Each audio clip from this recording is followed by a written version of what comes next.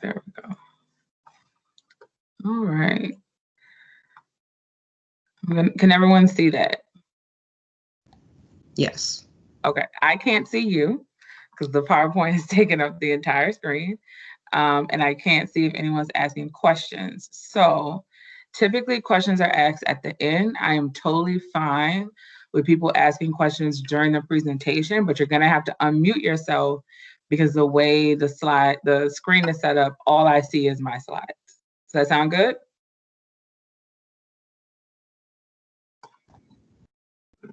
Yes. Okay. Do the students get to, can they, I know I can hear you, but can they engage and talk too, right? During the, like they're able to unmute. Yes, students are able to unmute, and scholars be encouraged to ask questions. You can either place them in the chat like you typically do, or you can unmute yourself to ask your question. Yeah, and if you put them in the chat, like I said, I just won't see them to the end of the presentation, and I will definitely get to them. But all I see is myself. So Got it. Thank you. So thank you for the invitation today. I'm extremely excited. Whenever I talk about myself, I call it the told untold story because I do tell it a lot, but it sounds really fancy when I say that it's like untold. And usually every presentation, there's something new that I've learned about myself, I've developed, and that I share. So I like to label that as the untold part. So as mentioned, my name is Dr. Ashley Huderson, and I'm going to tell you about my journey in terms of who I am and what I do, but I like to start off with what I do. When most people hear a PhD, if you know what a PhD is, you tend to think of a researcher, someone who works at a university, working in a lab, doing scientific work. And while I am a researcher, I'm also considered an academic, an entrepreneur, and an advocate. And so these four main titles really make up the different hats that I wear. I wear a couple of other hats. I'm also a writer. I do things outside of my career. So I like to cook. I like to travel. I like to shop. But when it comes to my profession and my passion, which all align, thankful for that, I would say these four titles represent who I actually am. So I'm an academic. I'm a teacher. I teach anatomy and physiology lab and lecture at UDC, which is a small HBCU in the DC area. I get to create curriculum. And what that means is I design what is taught, I determine how it's taught, and I determine when it's taught. I teach biology and chemistry. So I've taught those in previous years, but in all aspects, I'm a teacher. My official title is adjunct professor, but I'm still a teacher. I teach students who are at undergrad and the grad level, and I teach them basic science, which is anatomy and physiology, again, the lab and the lecture. I'm also a researcher. So I examine, outreach, review current research and new areas of research and other STEM education efforts that actually work to increase participation in engineering and engineering education.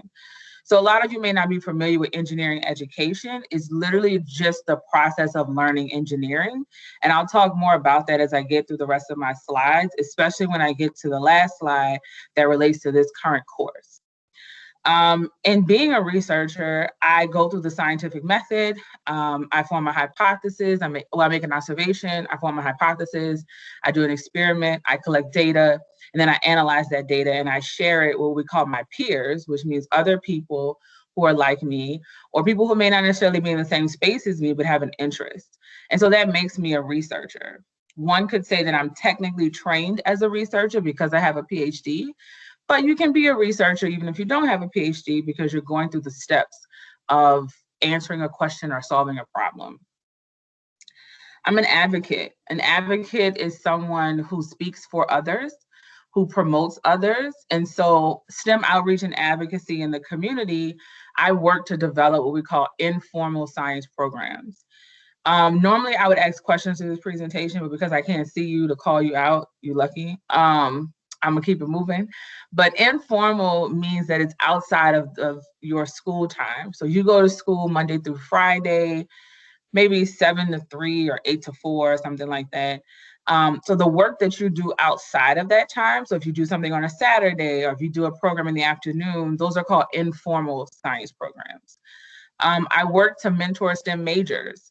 So promoting science, technology, engineering, and math, encouraging other people to be involved in those fields, as well as talking about the challenges and barriers, providing opportunities, internships, introducing you to people. All of that falls under the whole advocacy piece. I also work with parents and other organizations that help, again, promoting STEM education. So not necessarily encouraging people to that they have to be a scientist, an engineer, a mathematician, or a technologist, but showing you your options as it relates to STEM to help people make an informed decision. So my goal is not for everyone to be a scientist or an engineer. My goal is for you to know enough about the profession that you can make an informed decision whether or not you want to go into that space. Historically, and based on numbers, we find that a lot of people don't know enough about the profession to make an informed decision. So you tend to say, I don't want to do science because I'm not good at chemistry or biology. And that's not all that goes into being a scientist. Or you may not want to be an engineer because you're not good at math, but that's not all that goes into being an engineer. So I work to advocate for science, engineering, math, and technology so that people understand what a career looks like and how they can reach that career point. I'm also an entrepreneur. So based on a lot of my training, a lot of the work that I've done, I started a consulting business. You may or may not know what that means. Moving around DC, everyone is a consultant. It's the thing to do. But I take all of the advocacy, the research, and the teaching that I do, and I put that into my own company to help other people do that as well. So helping with professional development, helping with project development, helping people write out curriculum. So how they're going to teach students what they're going to teach. Grant writing and other pieces that go into taking an idea around STEM and developing it into something larger. And that makes me an entrepreneur. So I have these titles, but the question becomes, how did I get here, right? What brought me to this point? And if you had talked to me prior to college, I would not have known that all of those hats and all of those titles were an option. I would have thought I could only do one thing. And so before I jump into kind of my background, I also want to add one more piece around how those different titles allow me to go out into the community and work and engage and speak to people. So I get to do extra stuff. On top of those titles that pay me, I also get to do extra outreach with community and speak to people around STEM education, around science, engineering, and math, or what I'm doing today to talk about how I got to where I am. One of my, I guess, favorite speaking opportunities to date was going to South by Southwest and being a guest of Dell, the computer company, and one of their panelists for the main show. So how did I get started? I am originally from New Orleans, Louisiana. I was born and raised, and I left Louisiana at 18 to go to Spelman College. Now, growing up in New Orleans, I was surrounded by people that looked like me, but not everybody was a doctor or a dentist, and I had no idea what a PhD was. No one believes me when I say that, but I had no idea what a PhD was. And if you had asked me in high school if I was going to get a PhD, I would have asked you what you were talking about. So my sophomore year of high school, I took a chemistry course. That chemistry course was very interesting to me. I got to blow things up. And it really made sense on how you could use chemicals to solve real world problems. So we started talking about things that were in my household, like vinegar and bleach, and what they were made of, and why is it that if you put bleach on clothes or too much bleach, it can eat the clothes. So those things made sense to me, and I developed a passion for chemistry. But I didn't know what you could do with a love for chemistry. So I just kind of kept that close to my heart and just kept going through high school. My junior year of high school, I met the cousin of one of my friends, and she had just come home from college, and she was preparing to start a new job at a plant in New Orleans. Now, the plant was owned by the parent company of Frito-Lay. I don't know if anybody here eats Fritos. I do not eat Fritos, but I do eat potato chips. And I thought that it was super cool that she was going to do regulatory work, meaning she was responsible for making sure that every chip that went into the bag was actually a Frito and as opposed to a Dorito or a Cheeto. She made sure that they weren't molded, outdated, that the bags were correct, they were labeled properly. She was that quality control person. And so when I asked her, what did she do to get that job? She told me that she was a chemical engineer. She had gone to college and graduated in chemical engineering. Light bulb goes off. I'm going to be a chemical engineer. So I applied to different schools, most of them HBCUs, which are historically Black colleges and universities, because I love HBCUs. And I got into Spelman College and I decided to attend. So I get to Spelman thinking I'm going to be a chemical engineer. And I find out that engineers have to do 5 years of school. Well, that was a problem for 2 reasons. One, I did not want to be in college for 5 years because all of my friends were doing 4 years. And my father also told me that he was only paying my tuition for 4 years. So what was I going to do for that extra year? So I dropped the engineering and I kept the chemistry. And I took chemistry courses. Now, the point of today is for me to talk about like what I do, and I'm going to get to my current job in the next slide and how that relates to biotechnology. But I'm using this as an opportunity also to show you that it's not a straight line, and everyone who is in their career did not have all A's and immediately just know what they wanted to do. So my freshman year at Spelman, I was a chemistry major. So as a chemistry major, you take chemistry your freshman year. I got 2 C's. So one could ask themselves, do you really love chemistry because you're getting a C? Is this really what you're going to do with your life if you have a C? I decided to push forward and maintain that I was going to be a chemist. And as I matriculated through Spelman, my grades got better. But I started off with 2 C's in chemistry. Chemistry 1 and chemistry 2, I both received a C in them. So fast forward to senior year, I again have to make a decision. What am I going to do? College is over. I need to make a decision. I went to a recruiting ceremony, a recruiting session. I guess it was a presentation similar to this. And it was someone from the armed forces talking about forensic science. Now, I knew about forensic science because I was a chemistry major. I'd also recently fallen in love with CSI, which I don't think that still comes on anymore. So I'm probably telling my age. Plus, you can look at these dates and see how old I am. But so CSI was really cool because they were using chemistry to solve crimes. Coming from New Orleans, which during my childhood was the murder capital of the world, the idea that I could use chemistry or science to solve a crime and figure out who did it was amazing to me. So I decided I was going to be a forensic scientist and I was going to go and get a master's in forensic science, go work for the Army, make $60,000, $70,000 a year, and just be amazing. That was my plan. So my senior year, I applied to, I think, 8 to 10 master's programs, and I didn't get into any of them. And I'm telling you this because being told no is not a rejection. It's a part of life. Sometimes you get told no. And so I was told no. So I had no idea what I was going to do. And I knew that I was going to go to school because my same father, who said that he was only paying for 4 years of school, also said that either you go to school or you work. Right? I did not want to get a job. I didn't want to be an adult. I needed to go to school. So I applied to a program at Meharry Medical College, which is called a post-bac program, meaning that you are post your bachelor's degree, which I was, but you're not in a master's or a PhD or a medical or MD or a DDS or a PharmD program. I applied, they saw my application, they thought I was crazy for applying to that, and they accepted me into the PhD program.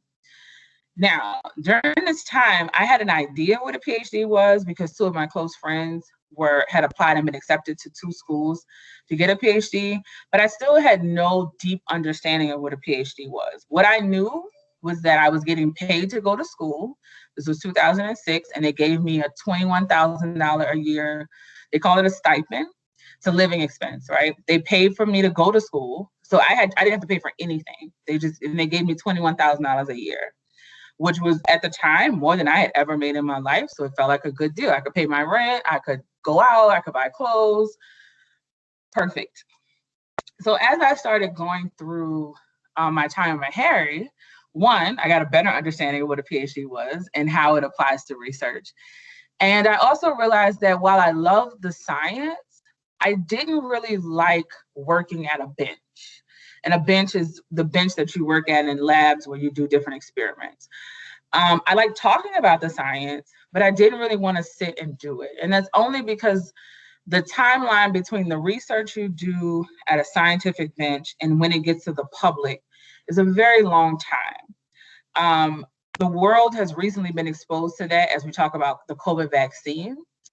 And while that was an expedited process, it's still, that work had been ongoing prior to the COVID pandemic. It was just expedited, not expedited, because I don't like using that word either, because people think that that means that they cut corners, but it was highlighted when the pandemic began. But those particular labs, those research labs, many of you know, I can't think of her last name, but Dr. Kizzy, she had been doing this work for years, right? And so to come up with a vaccine or be a part of the team that creates the vaccine, it took a while for her work to get to the point where she could then begin to apply it to humans. And I didn't want that. I wanted to see the people that my work was affecting directly, and I wanted to engage with them directly. So I continued in my PhD work, which when you do a PhD, you have to complete what we call a dissertation. It is a very thick book where you write up all of the experiments, all of the data, all of the background around your work. So if you all have ever done a lab report, it is a lab report on steroids, basically.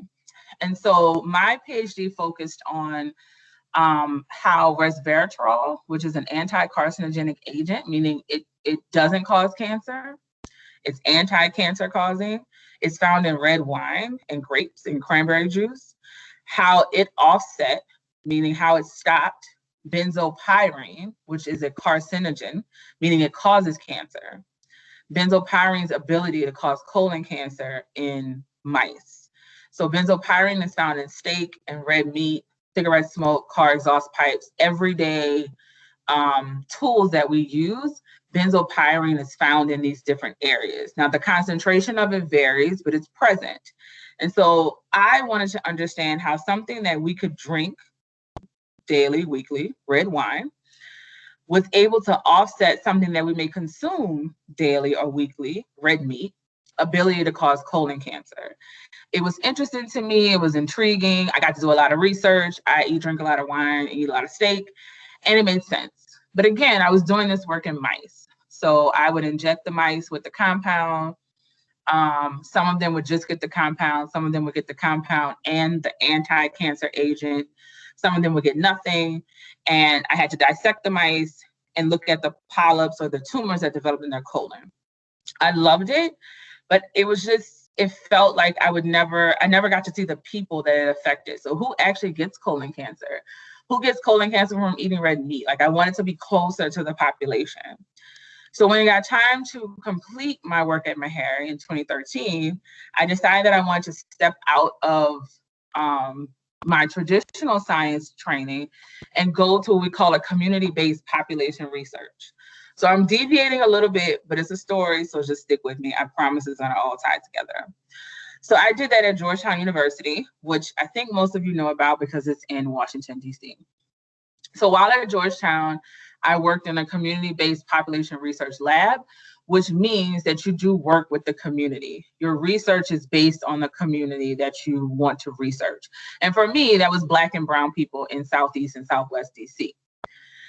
I was able to run clinical trials that related to cancer. So I worked on a smoking cessation study, meaning helping people stop smoking. We all know that smoking causes cancer.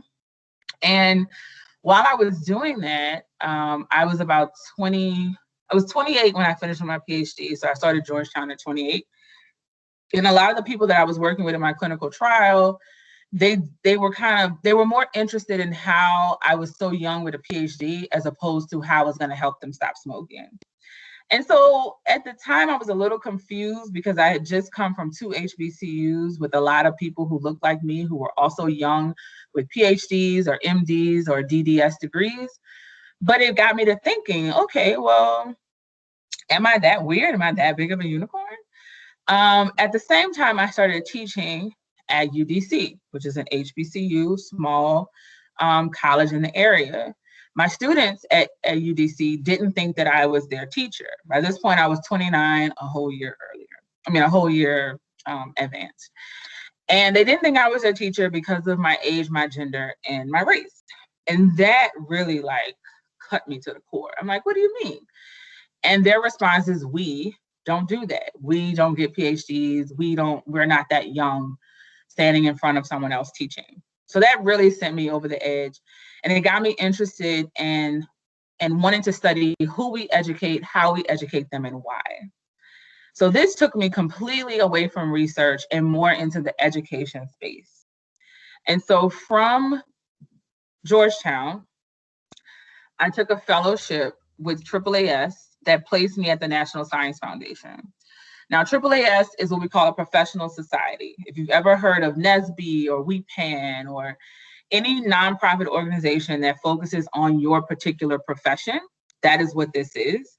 And they took engineers and scientists and they placed them in government positions where you could use your expertise as an engineer or a scientist to advocate for policies or policy changes. And so when we talk about policy, especially in relation to STEM, we think of anything that's not related to experiments, right? There's a lot more that goes into that. And so while at the National Science Foundation, I was placed in the engineering directorate. Remember how I wanted to be an engineer? Things come full circle.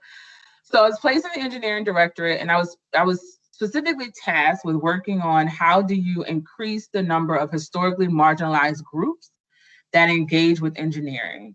So when I say historically marginalized, I don't like using underrepresented. I don't like using underserved. I like using historically marginalized. And what that means is that's women, that is Black people, that's Hispanic or Latinx, that is Asian, Pacific Islander, Hawaiian, people with disabilities, people from rural backgrounds, people from low socioeconomic backgrounds. All of those people, basically anyone that is not a white male, and it also ties into people as well as gender and sexuality. So anyone who is not a heterosexual white male has historically been marginalized or left out of engineering. So my job was to figure out how to encourage people from those different groups to engage with engineering, and not just encourage them, but also encourage their teachers, encourage their parents, their community leaders, everyone around them, to encourage them to, if they didn't go into engineering specifically, but be aware that this engineering space existed and it was a viable option for a job. So this fellowship took 2 years, and then I stepped into my role. I started with my current company, which is the American Society of Mechanical Engineers. ASME, which was founded in 1880, is the only professional society that purely focuses on mechanical engineering and mechanical engineering technology. I originally came in as a manager, and we can talk about this at another presentation. I came in as a manager because of what we call imposter syndrome. So I didn't think that I could do a higher level of work. And so I took the easy route or the safe route, and I came in as a manager. 6 months in, I realized that I could have taken a higher position, but we'll talk about that later. So a year later, I was promoted, and then a year after that, I was promoted again to my current role as director. So currently, I'm director of engineering education and outreach at ASME, which makes me an advocate. I'm also still an adjunct professor at UDC, which makes me the academic. At ASME, I do research, which makes me the researcher, and I also have my own company, which makes me an entrepreneur. So what type of work do I actually do at ASME? I lead a team that focuses on engineering education and outreach as it relates to K-12 work, scholarships, fellowships, and internships, and engineering education from a workforce perspective. So my K-12 team, they're responsible for creating programs and content and papers and videos that encourages anyone who's in kindergarten to the 12th grade to engage in STEM overall, right? So science, engineering, technology, or math.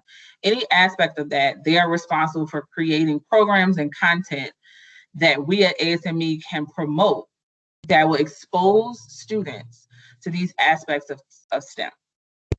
My engineering education from a workforce perspective works with academic faculty, mainly department chairs and deans, to help them be better professionals.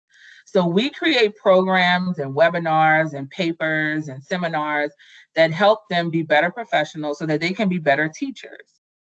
If they're better teachers, then they produce better students. If they produce better students, then we have what we would call a better workforce. So my role is making sure that all of those areas run smoothly. I'm also responsible for, I also lead the team that focuses on awards, scholarships, and fellowships. And so you may be thinking, what does an award have to do with engineering education? One of the barriers to pursuing anything related to a degree is financial. So we can award a scholarship to someone which will help them go to college and not have to worry about paying tuition. That's one less thing they have to be concerned about. So if you're not focusing on your tuition, you can be a better student, you can focus more in class, you can get higher grades, you can graduate, you can get an internship or get into school for a master's or a PhD or any graduate program, and then enter the workforce as an expert, right?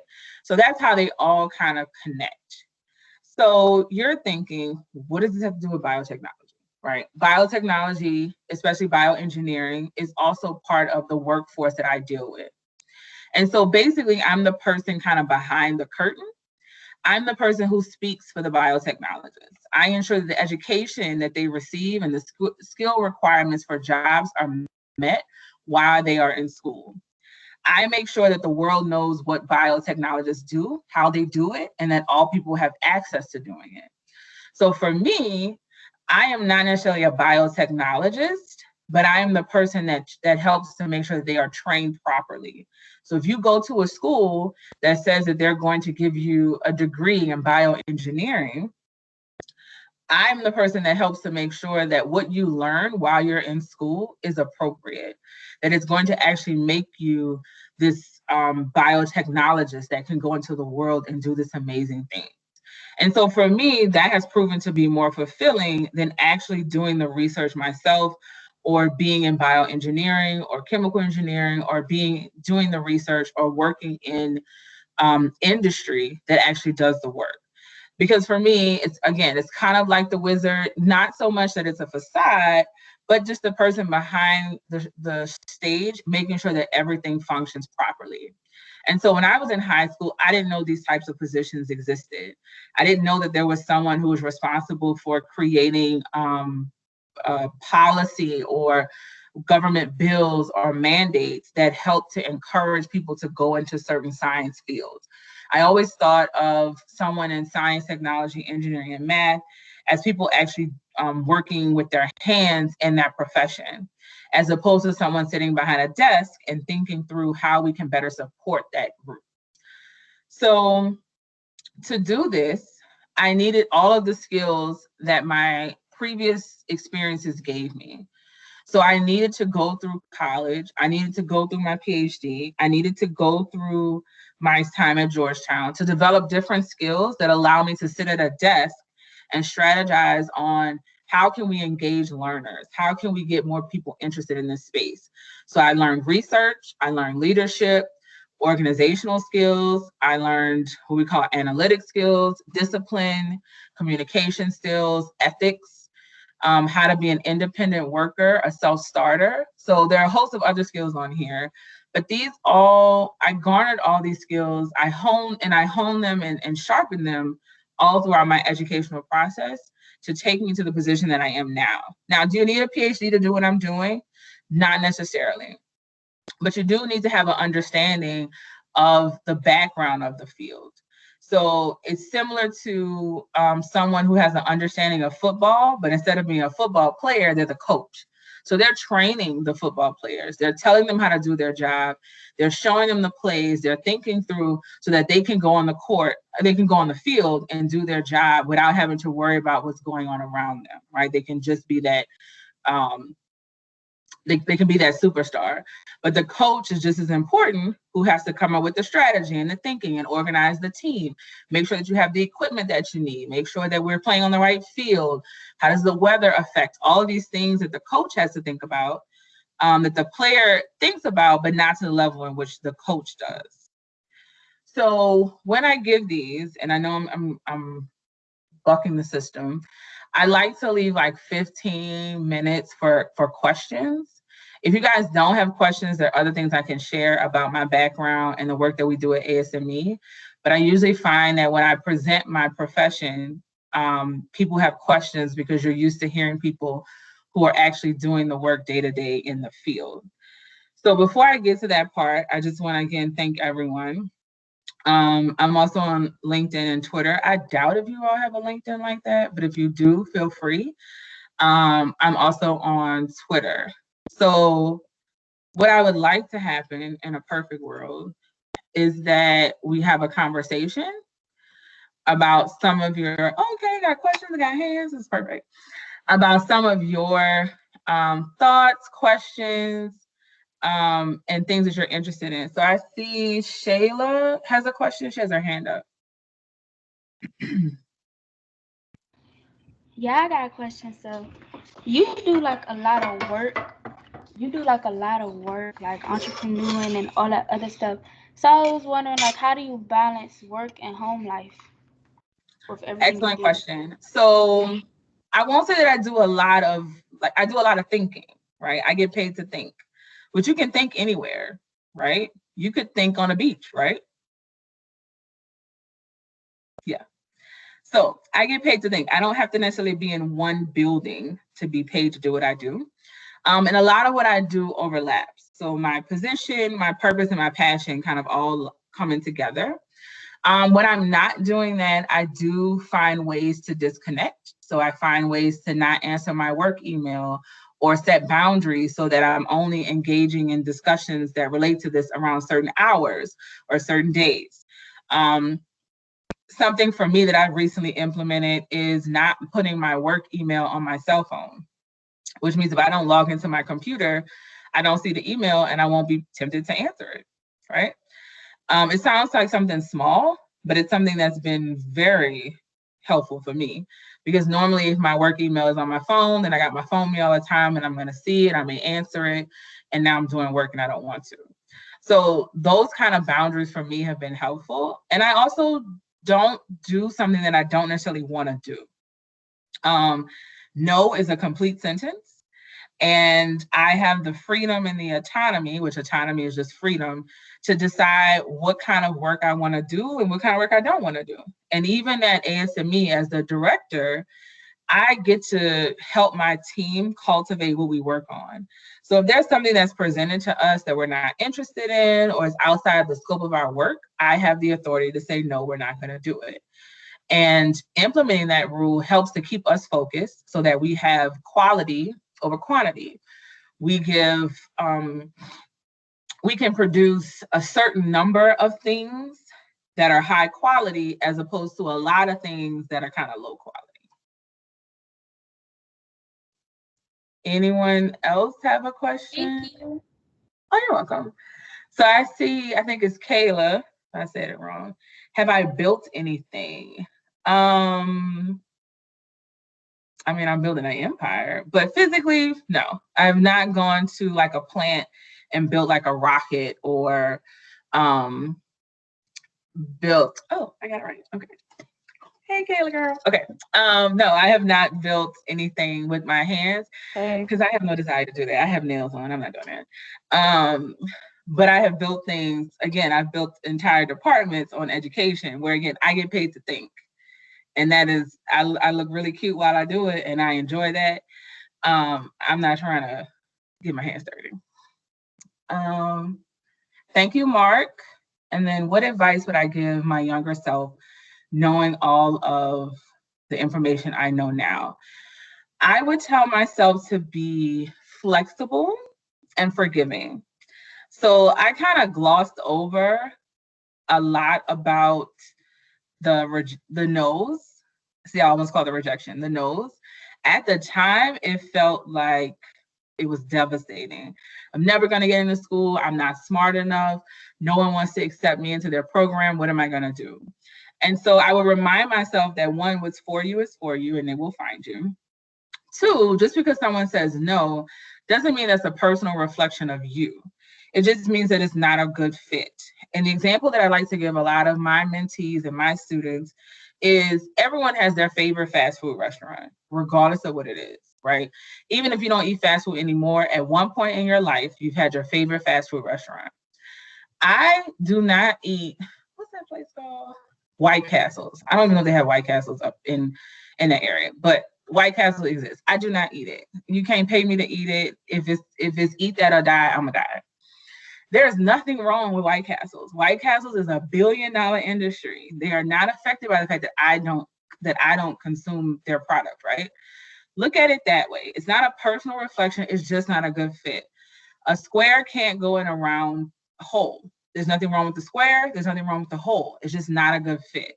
And so finding the right fit that's perfect for you is going to be very important, because when on the days that you're not motivated, on the days that you're tired or you're second guessing yourself, being with the right fit is going to feel very important. It's also going to help you when you may be in a position that's not the right fit. You can remember how you felt in that space that you felt comfortable in to get you through and over that kind of hurdle and that hump. So I would tell my younger self to be flexible, but to stay the course and be intentional on what you do. No, I'm not a veterinarian. You would need to go and get what is it? Not a farm. A farm D is pharmacist. It's like a vet D, be a veterinarian. And I don't work with animals. What do I like most about my job? I like the work we do with universities. So I remember going through college, and while I had an amazing time in college, I do remember some of the parts that I felt could have been better. So for example, I think my GPA most of college was like a 2.8. Don't use that as like a reference point. And most of the programs that I wanted to apply to, or the internships, required you to have a 3.0 or a 3.2.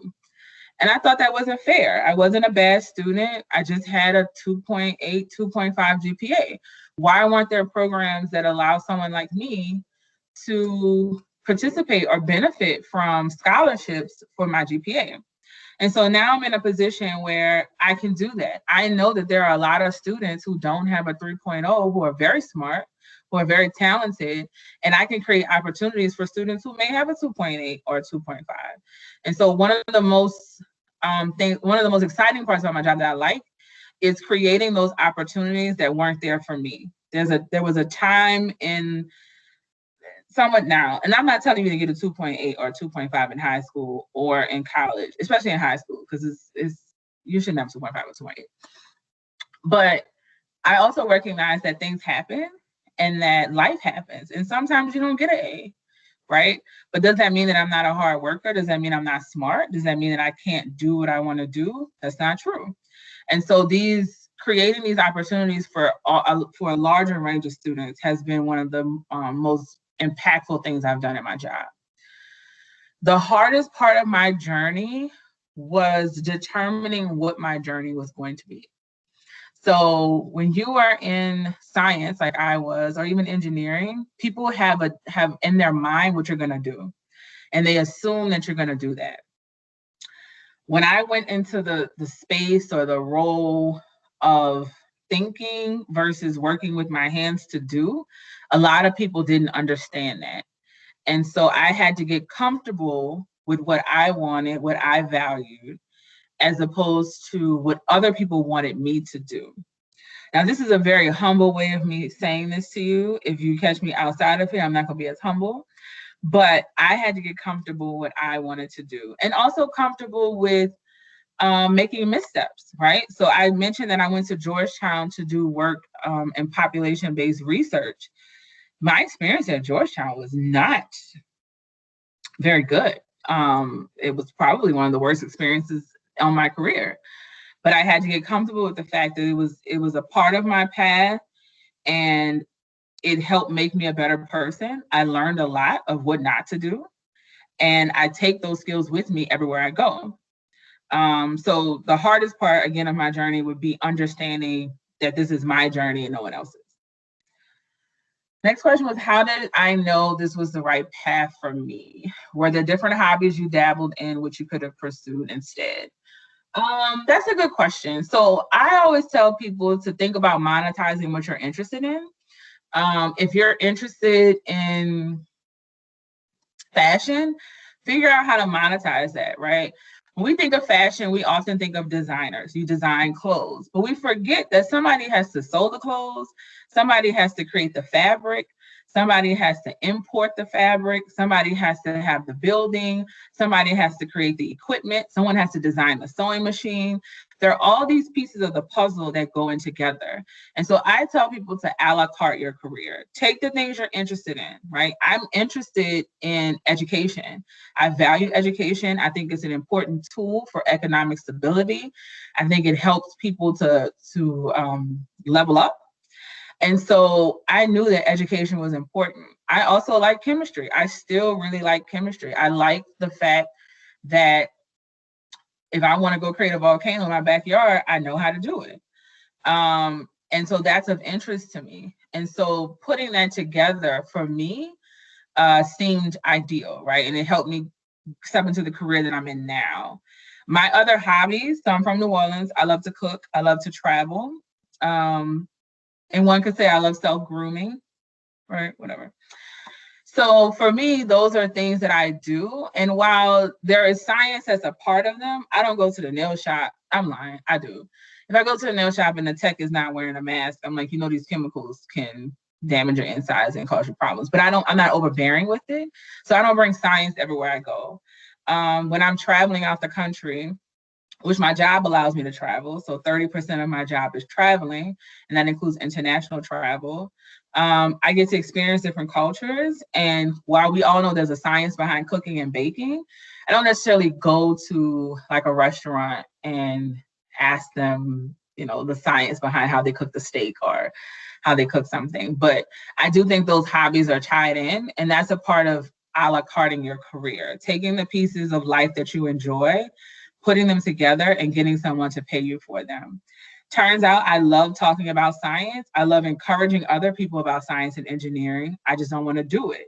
So I found a career that allows me to do that. I get to speak in front of different audiences, talk to different people, mentor people, engage and network with other professionals to help them better plan out their career, but I don't actually do the work for them. Did I always want this career or did I change it a few times? I knew I was going to go into science and engineering, but I didn't know it would look like this. I didn't know this was an option. I thought that if I was going to be a scientist, I had to be doing research in a lab. I didn't know that someone would pay me to think about science. I thought I always had to be doing science. I didn't know someone would pay me to think about engineering, pay me very well to think about engineering, as opposed to actually being out there and doing the engineering. And so I think for me, I didn't know that this jobs like mine existed until 5 or 6 years ago. Where do they send me internationally for conferences? I have been to China. Well, I've been a lot of places. I'm on like passport number 2, but my job has sent me to China. They've sent me to South America. And I've gone to India. Personally, I've gone to Japan. I've gone to Cuba. I've gone to Iceland. I've gone to France. I've gone to Italy. There's some other places. I've gone to the Caribbean. I'm missing some places. COVID has put all that on pause, so I've started exploring the US. So I went to Alaska, but that's not international. I'm going to Hawaii, but that's not international because that's all a part of the US. Anyone else? Oh,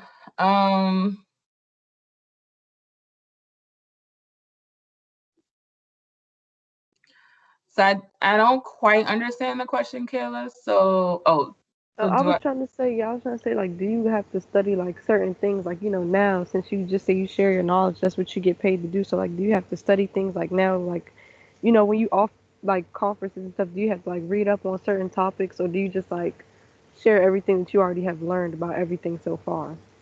so I tend to stay in my field of what I know. You'll never see me talking about how to be like a law professor, right? I tend to stay in the STEM space and STEM education. So one of those two spaces. Um, and I do read up. So I write papers. I read other people's papers on the topic. And so I'm constantly educating myself. But the foundation of what I do is my expertise in science. And so if you are looking at biotechnology and you are studying how to do it, the fundamentals, the basic things that you need to understand, that foundation is going to help you wherever you go. Whether you decide you want to go into industry with a certain job, or if you want to go into my area where you are just educating people on how to do it, where to do it, and why they should do it, you still need to know what they do to have those conversations. So my job has caused me to travel for a couple of reasons. I travel to present. So I will talk about the work that we're doing. I travel to meet people. So let's say there's a partner, China, which is very big, has a similar organization like ours, and we wanted to collaborate. So as the director, I get sent over there to have conversations to discuss how we could potentially collaborate as companies. There are mechanical engineering faculty in India. I was sent down to India to not down over to India to discuss how we can help those faculty in the U.S.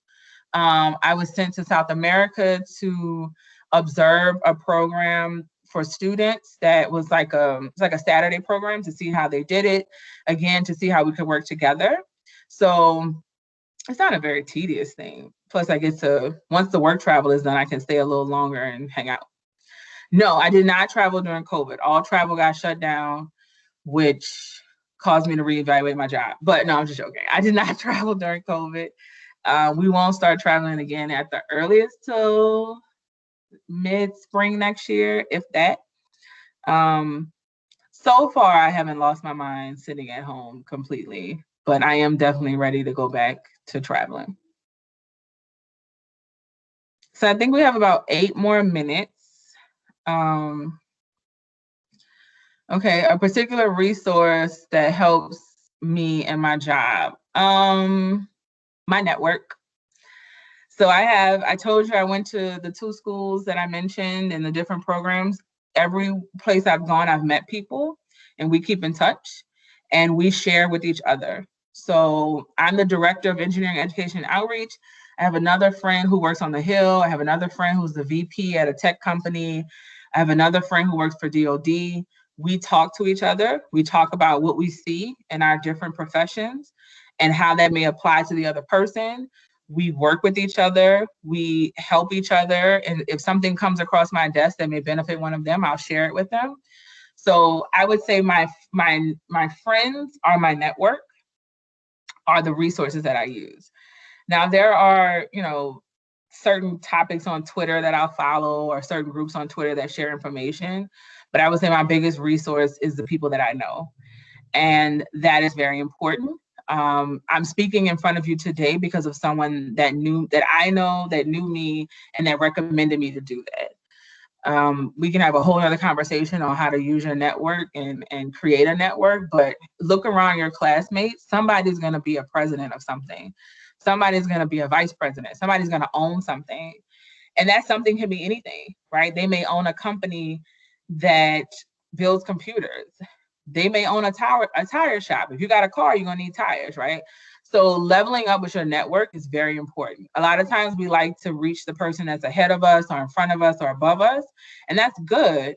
But the people to your left and your right are also going to be doing things. And so you want to maintain those relationships because you never know, you both could be, 10 years from now standing in the same room and be able to help each other.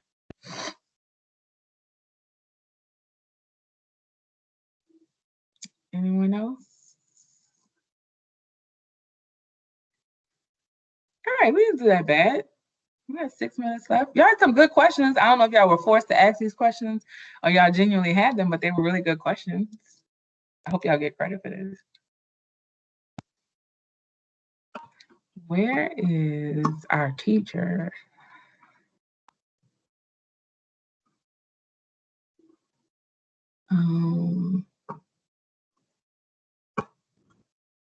Awesome. Okay. Thank you. I was saying, I want to hand it over. No, thank you. Scholars, are there any last minute questions you guys have? You can put them in the chat or come off of your mic. Otherwise, Dr. Huderson, this was amazing. Thank you very much. Very informative. Students were definitely engaged, and thank you. You're welcome. Your teacher has my information. If you guys have any additional questions, if you want to know more, or if you didn't want to ask your question because you thought it might have been too personal, feel free to reach out to me. If I don't want to answer your question, I'll tell you no. But 9 out of 10 times I will answer your question because that's how you learn, that's how you grow. So let me know. Oh, and I think there's somebody who's also going to come speak to you who may have my face, but she's not me. So don't get confused.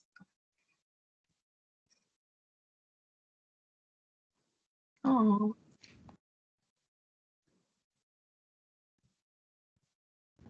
Okay, scholars. So if you don't have any other questions or comments, please enjoy the rest of your day. Thank you very much. Thank you.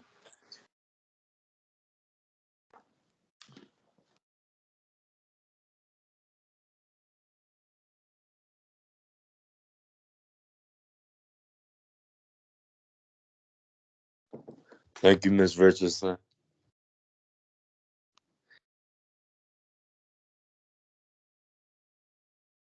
You're welcome, Mark. Have a great one.